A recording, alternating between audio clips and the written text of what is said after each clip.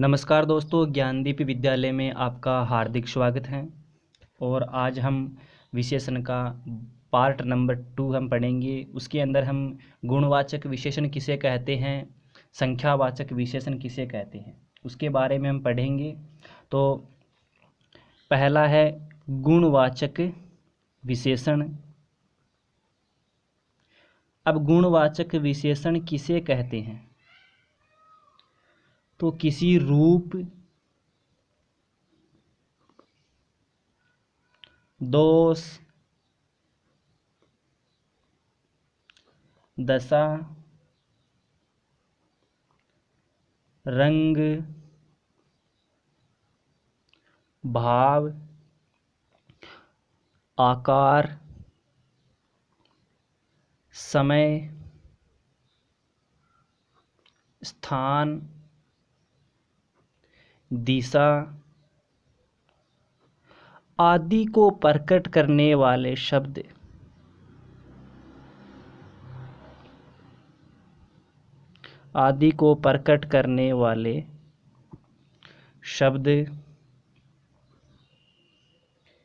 गुणवाचक विशेषण कहलाते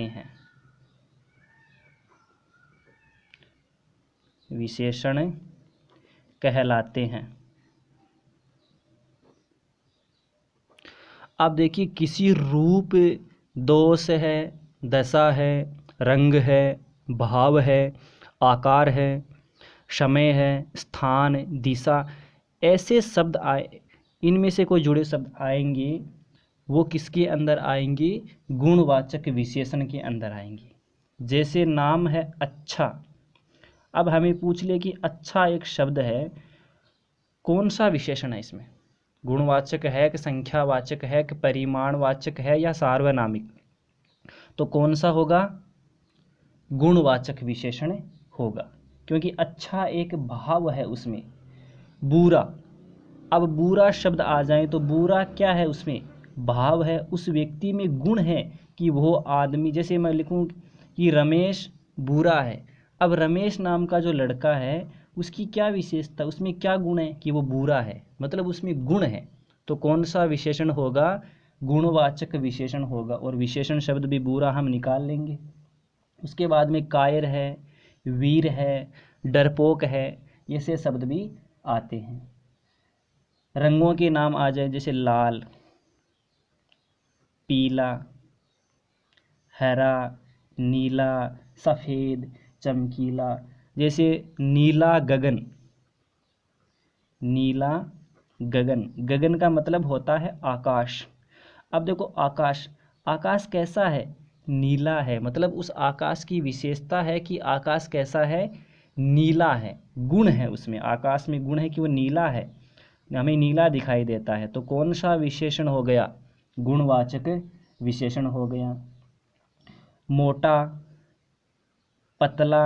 अब देखिए, मोटा, वह आदमी मोटा है, यानी मतलब उस आदमी की विशेषता है या उस आदमी में गुण है कि वो आदमी कैसा है? मोटा है। वो आदमी अमीर है, अमीर है, गरीब है, ठीक है, पतला है, सूखा है, गाढ़ा है या भारी है। उस आदमी का शरीर है वो भारी है। अब मतलब उस आदमी का शरीर कैसा है? भारी है। उसमें आदमी का जो शरीर है, उसमें उस शरीर की ये गुण है, उस शरीर की विशेषता है कि उसका शरीर भारी है, ये वस्तु भारी है। गोल है, सुडौल है, ऐसे शब्द किसके अंदर आएंगे? नुकीला है, अगला है, पिछला है, नया है, पुराना है, ऐसे शब्द किस में आते हैं? जैसे नया मकान। अब उस मकान की क्या विशेषता है कि वो मकान है वो नया है। उसके बाद में स्थान पूछें, जैसे चौड़ा रास्ता, चौड़ा रास्ता। अब देखो चौड़ा, चौड़ा रास्ता, अब उस रास्ते की क्या विशेषता है? उस रास्ते में क्या गुण है कि वो रास्ता कैसा है? चौड़ा है। तो ऐसे शब्द किसके अंदर आते हैं? गुणवाचक के अंदर आते हैं। जैसे भला है, भला आदमी, आदमी कैसा है? भला है, तो इसमें विशेषण शब्द कौन सा हो गया? भला। और किस में आता है? गुणवाचक के अंदर आता है। दिशाओं के नाम भी आ सकते हैं, उत्तरी, दक्षिणी, पूर्वी, पश्चिमी। जैसे उत्तरी हवाएं। अब देखो उत्तरी हवाएं, हवाएं कैसे साइड, किस साइड में चल रही? उत्तरी हवाएं चल रही है आज। पश्चिमी सभ्यताएं। तो ऐसे शब्द किसके अंदर आते हैं? गुणवाचक विशेषण के अंदर आते हैं। ठीक है, एक बार फिर देख लीजिए। किसी रूप, दोष, दशा, रंग, भाव, आकार, समय, स्थान, इन शब्दों को प्रकट करने वाले शब्द हैं वो किसके अंदर आते हैं?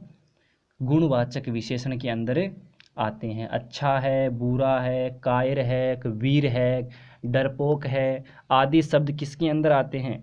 गुणवाचक विशेषण के अंदर आते हैं। रंगों के नाम भी आ सकते हैं, लाल है, पीला है, हरा है, सफ़ेद है, काला है, चमकीला है।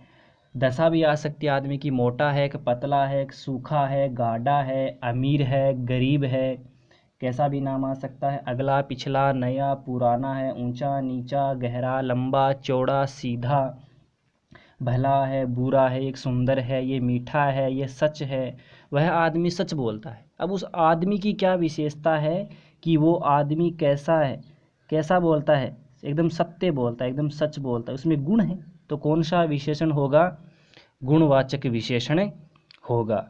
अब हम आगे पढ़ते हैं संख्यावाचक विशेषण कि संख्यावाचक विशेषण किसे कहते हैं। 2 नंबर हमारा है संख्यावाचक विशेषण। ऐसे विशेषण शब्द जो किसी संख्या को प्रकट करते हैं। ऐसे विशेषण शब्द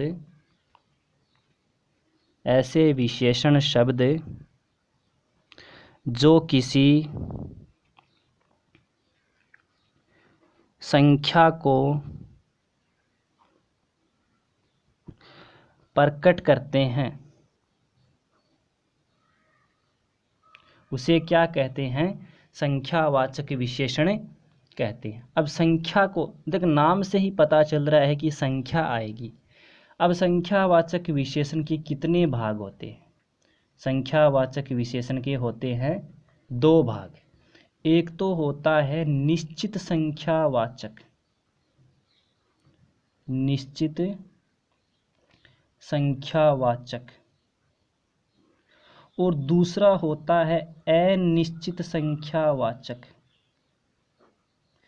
अब देखो नाम से ही पता चल रहा है कि ऐसे विशेषण शब्द जो किसी निश्चित संख्या का बोध कराते हैं वो तो हो गए निश्चित संख्यावाचक में, और ऐसे विशेषण शब्द जो किसी निश्चित संख्या का बोध नहीं कराते हैं वो हो गए अनिश्चित। अब निश्चित का मतलब जैसे 2, अब 2 एक संख्या है तो फिक्स है कि 2 ही है, 3 नहीं है, तो ये एक निश्चित है।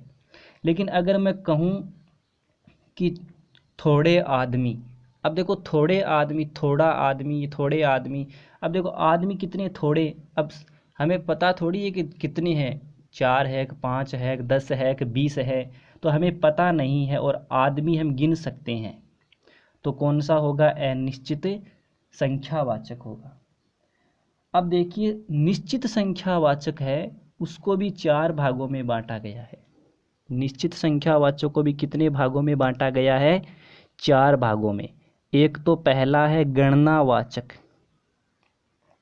गणनावाचक, इसमें तो नाम से ही पता चल रहा है कि गणना होगी, जैसे 1, 2, 3, 4, 5, 6, 7 ऐसे गणना होगी तो गणनावाचक हो गया। दूसरा है क्रमवाचक। अब देखो क्रम, क्रम का मतलब बारी, तो बारी के हिसाब से कैसे करते हैं हम? पहला है, इसका दूसरा स्थान है, इसका तीसरा स्थान है, तो हम बारी के हिसाब से करते हैं। तो पहला, दूसरा, तीसरा है, प्रथम, द्वितीय, तृतीय, चतुर्थी, ऐसे शब्द किस में आते हैं? क्रमवाचक में। तीसरा कौन सा भाग हो गया? आवृत्तिवाचक। आवृत्ति का मतलब वही संख्या बार बार आना, आवृत्तिवाचक। अब देखो दुगुना, चौगुना, दुहरा, तिहरा, दोहरा शतक। अब दोहरा शतक मतलब 100 बार, 100 बार, अगर 2 बार बनाए 100 बार, पहले 100 बना लिए उसके बाद में एक बार और शो, सेम टू सेम संख्या तो दुहरा हो गया, ठीक है, तो वो हो गए। और चौथा है समुदायवाचक, समुदायवाचक। अब देखो समुदाय, समुदाय का मतलब समूह है बनेगा, एक तो हो नहीं सकता, कितने हो सकते हैं, 2 या 3 4 5 का ग्रुप बनेगा। तो देखो दोनों, तीनों, चारों, पांचों, ऐसे शब्द किस में आते हैं, समुदायवाचक में आते हैं। लेकिन ये जितने भी है गणनावाचक है, क्रमवाचक है, आवृत्तिवाचक है, समुदायवाचक है, ये सारे किस में आ गए, निश्चित संख्यावाचक के अंदर गिने जाएंगे। और जो निश्चित संख्यावाचक और अनिश्चित को मिलाकर सारे उदाहरण हो गए संख्यावाचक के अंदर। अगर हमें सीधा नाम दे दिया जाए कि दुगुना शब्द कौन से विशेषण में आता है, गुणवाचक में आता है, संख्यावाचक में आता है, कि परिमाणवाचक में आता है, या सार्वनामिक में आता है, तो हमारा उत्तर होगा संख्यावाचक। अब संख्यावाचक के कौन से भाग में आता है, निश्चित में आता है। निश्चित में कौन से भाग में, वो तो आता है हमारा आवृत्तिवाचक में, ठीक है। अब दूसरा भाग है अनिश्चित संख्या, इसमें तो संख्या आएगी नहीं, अनिश्चित है, तो नाम आएंगे कई, कुछ, थोड़े, बहुत, ऐसे शब्द आएंगे। तो ऐसे शब्द किसके अंदर हो गए, थोड़े, बहुत, शब्द, ऐसे शब्द किसके अंदर आते हैं, अनिश्चित संख्यावाचक के अंदर। लेकिन ऐसे ही शब्द अनिश्चित परिमाणवाचक में भी आएंगे, जो हम आगे पढ़ेंगे। तो हमें पता कैसे चलेगा कि ये अनिश्चित परिमाण का है या अनिश्चित संख्यावाचक का है। तो थोड़े, बहुत, कम, ज़्यादा ऐसे शब्द दिए हुए हैं, और अगर हमें पूछ लें कि कौन सा विशेषण है, तो उस वाक्य में, उस लाइन में हमें देखना है कि कोई ऐसी वस्तु है जो गिनी जा रही है। अगर गिनी जा रही है तो वो होगी अनिश्चित संख्यावाचक में, अगर वो तोली या मापी जा रही है तो वो होगी अनिश्चित परिमाणवाचक में। जैसे थोड़े आदमी, थोड़े आदमी, अब जैसे वहाँ पर थोड़े आदमी खड़े हैं। अब देखिए थोड़े आदमी, हमें पता नहीं है कि कितने आदमी हैं, और आदमी को हम गिन सकते हैं, हमने इसे तोला थोड़ी है कि हम वहाँ पर 40 किलो आदमी खड़े थे, हमने तोला नहीं है, हमें गिन के बताते हैं कि वहाँ पर इतने आदमी खड़े हैं। तो अब थोड़े में कितने भी हो सकते हैं, 2 भी हो सकते हैं, 5 भी हो सकते हैं, 7 भी हो सकते हैं, तो मतलब निश्चित नहीं है। तो कौन सा विशेषण होगा, अनिश्चित संख्यावाचक विशेषण होगा, ठीक है। तो आपको समझ में आ गया होगा गुणवाचक की परिभाषा है, कौन सा शब्द गुणवाचक में आता है, संख्यावाचक है, संख्यावाचक के 2 भेद हैं, निश्चित संख्यावाचक, अनिश्चित संख्यावाचक। अब निश्चित के 4 भाग हो गए, अनिश्चित में ये शब्द आते हैं, और ऐसे शब्द आने पर उसमें देखना है कि वाक्य में कोई वस्तु गिनने योग्य है। अगर गिनी जा रही है तो वो अनिश्चित संख्यावाचक में होगी, अगर वो मापी या तोली जा रही है तो वो अनिश्चित परिमाणवाचक में होगी, जो हम विशेषण के पार्ट नंबर 3 या 3 में हम पढ़ेंगे। उसके बाद में विशेषण की अवस्था भी पढ़ेंगे। मैं एक बार पुनः ज्ञानदीप विद्यालय की ओर से आपका हार्दिक स्वागत करता हूं, और वीडियो को आपको लास्ट तक देखना है। वीडियो के लास्ट में इन गुणवाचक और संख्यावाचक से जुड़े हुए प्रश्न मिलेंगे, 3 लोकोक्ति, 3 मुहावरे मिलेंगे। हमारे चैनल को लाइक, शेयर एंड सब्सक्राइब करना है। धन्यवाद।